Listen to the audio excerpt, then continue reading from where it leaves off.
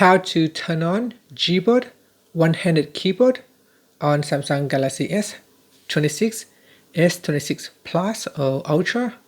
First, tap on the home button to return back to the home screen. Then swipe down at the top and tap on the settings icon.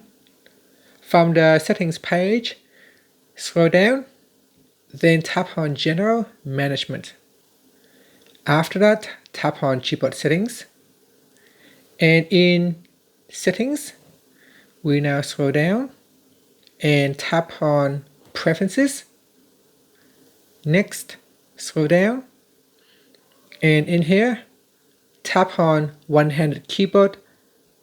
Then you can choose to turn it off, or to turn it on, select right-handed or left-handed.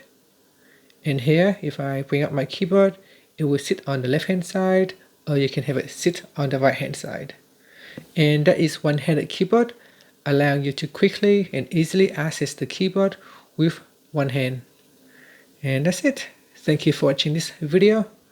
If you find it helpful, please like and subscribe to my channel for more videos.